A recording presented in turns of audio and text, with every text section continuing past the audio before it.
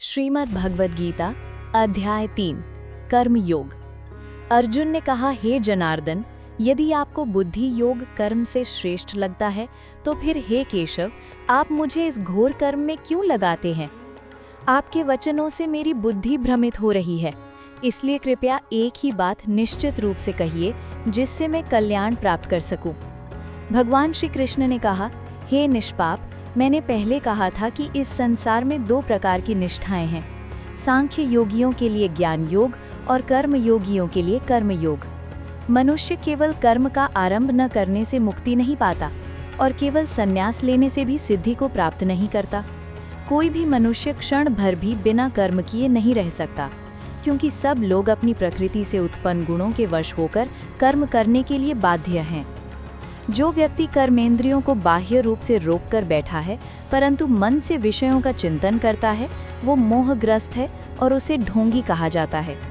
परंतु हे अर्जुन, जो मन से इंद्रियों को वश में करके कर्मेंद्रियों द्वारा आसक्ति रहित होकर कर्म योग का आचरण करता है, वही श्रेष्ठ है। तुम अपना नियत कर्म करो, क्योंकि कर्म अकर्म से श्रेष्ठ है, और कर्म न करने से तो तुम्हारी शरीर यात्रा भी नहीं चल सकेगी। यज्ञार्थ ईश्वर के लिए किए गए कर्म के अतिरिक्त अन्य सभी कर्म इस लोक में बंधनकारी हैं। इसलिए हे कौन्तेय, आसक्ति त्याग कर केवल यज्ञ यानी ईश्वर अर्पण के लिए ही कर्म करो। सृष्टि के आदि में प्रजापति ने प्रजाओं के साथ यज्ञ की रचना कर कहा, तुम लोग इस यज्ञ से बढ़ो और ये तुम्हारी सभी इच्छित वस्तुओं को देने वाला होगा। इस यज्ञ द्वारा तुम देवताओं को प्रसन्न करो और वे देवता तुम्हें प्रसन्न करेंगे। इस प्रकार परस्पर को प्रसन्न करते हुए तुम परम कल्याण प्राप्त करोगे। यज्ञ से प्रसन्न हुए देवता तुम्हें वांछित भोग देंगे, लेकिन जो मनुष्य उन्हें दिए बिना अकेला भोग करता है वो निश्चय ही चोर है।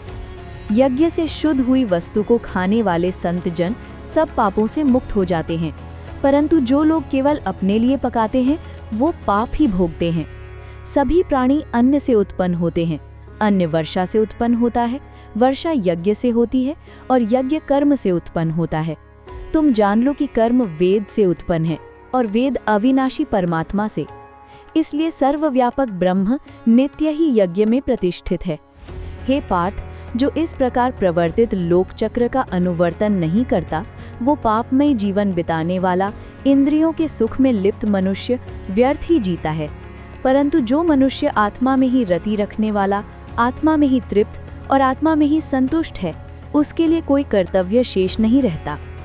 उस आत्मतृप्त पुरुष का न तो किए हुए कर्म में कोई स्वार्थ होता है और न अकरने में, और उसका किसी भी प्राणी में कोई प्रयोजन नहीं रहता। इसलिए तुम्हें आसक्ति रहित होकर सदैव अपना कर्तव्य कर्म करना चाहिए, क्योंकि आसक्ति रहित होकर कर्म करने वाला पुरुष परम पद को प्राप्त करता है। जनक आदि राजर्षियों ने भी केवल कर्म द्वारा ही सिद्धि प्राप्त की। इसलिए तुम्हें भी लोक संग्रह की दृष्टि से कर्म करना चाहिए।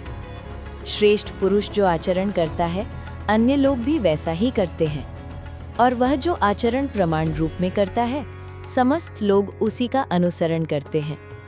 हे पार्थ, मुझे तीनों लोगों में कोई कर्तव्य करने योग्य कार्य नहीं है, ना ही मुझे कुछ अप्राप्त वस्तु को पाना है, फिर भी मैं कर्म करता हूँ।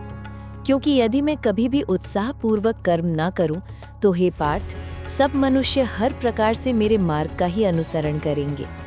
यदि मैं कर्म ना करूं, तो ये सब लोग नष्ट हो जाएंगे। मैं वर्ण संकर का कारण बनूंगा और इन प्रजाओं का नाश कर दूंगा। हे भारत, जैसे अज्ञानी आसक्ति से कर्म करते हैं, वैसे ही विद्वान भी आसक्ति रहित होकर लोक संग्रह की इच्छा से कर्म करे। विद्वान पुरुष अज्ञानी कर्मासक्त जनों की बुद्धि में भ्रम उत्पन्न न करे, बल्कि स्वयं योगयुक्त होकर सब कर्म ठीक से करता हुआ उन्हें भी कर्म में प्रवृत्त करे। सभी कर्म प्रकृति के गुणों द्वारा होते हैं, परंतु अहंकार से मोहित मनुष्य ऐसा सोचता है कि मैं करता हूँ। परंतु हे महाबाहो, जो तत्वज्ञानी है वो गुण और कर्म के विभाग को जानकर समझता है कि गुण ही गुणों में प्रवृत्त हो रहे हैं, और इस प्रकार आसक्त नहीं होता। प्रकृति के गुणों से मोहित लोग गुण और कर्म में आसक्त हो जाते हैं। संपूर्ण तत्व को न जानने वाले उन मंद बुद्धियों को कृत्सम ज्ञानी विचलित न करे। सभी कर्म मुझे अर्पण करके आत्मभाव से युक्त होकर, आशा रहित, ममता रहित और संताप रहित होकर तुम युद्ध करो। जो मनुष्य मेरे इस उपदेश का नित्य पालन करते हैं, श्रद्धावान और निर्दोष होकर, वे भी कर्मों से मुक्त हो जाते हैं। परंतु जो लोग इस मत का पालन नहीं करते और निंदा करते हैं, उन्हें सब ज्ञान से मोहित और नष्ट बुद्धि समझो। ज्ञानी पुरुष भी अपनी प्रकृति के अनुसार ही आचरण करता है। सभी प्राणी प्रकृति का ही अनुसरण करते हैं, तो नियंत्रण से क्या होगा? प्रत्येक इंद्रिय के विषय में राग और द्वेष स्थित हैं। मनुष्य को चाहिए कि वह उनके वश में न हो, क्योंकि वे दोनों उसके मार्ग में बाधक हैं।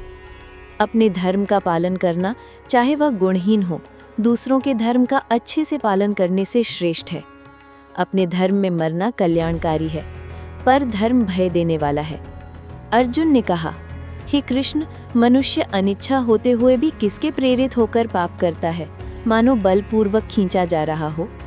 श्री भगवान बोले, ये काम ही है, ये क्रोध ही है जो रजोगुण से उत्पन्न होता है। ये महाभक्षक और महापापी है, इसे ही इस संसार में शत्रु जानो। जिस प्रकार अग्नि धुएं से, दर्पण मैल से और गर्भ गर्भाशय से ढका रहता है, उसी प्रकार ये ज्ञान भी काम से आच्छादित रहता है। हे कौन्तेय, ये ज्ञान काम रूपी नित्य शत्रु से ढका हुआ है, जो अग्नि की भांति कभी तृप्त नहीं होने वाला है। इंद्रियां, मन और बुद्धि यही इसके निवास स्थान है। इन्हीं के द्वारा ये काम ज्ञान को आच्छादित करके जीव को मोहित करता है। इसलिए हे भरत श्रेष्ठ, तू पहले इंद्रियों को वश में करके इस पाप रूपी काम को नष्ट कर, जो ज्ञान और विज्ञान का नाश करने वाला है। इंद्रियों को बलवान कहा गया है। मन इंद्रियों से भी श्रेष्ठ है, बुद्धि मन से भी श्रेष्ठ है, और वह आत्मा बुद्धि से भी परे है। हे महाबाहो, इस प्रकार बुद्धि से परे आत्मा को जानकर, आत्मा से आत्मा को स्थिर करके तू उस दुर्जय काम रूपी शत्रु का नाश कर। ओम तत्सदिति। इस प्रकार श्रीमद् भगवद गीता का 3 अध्याय कर्म योग समाप्त हुआ।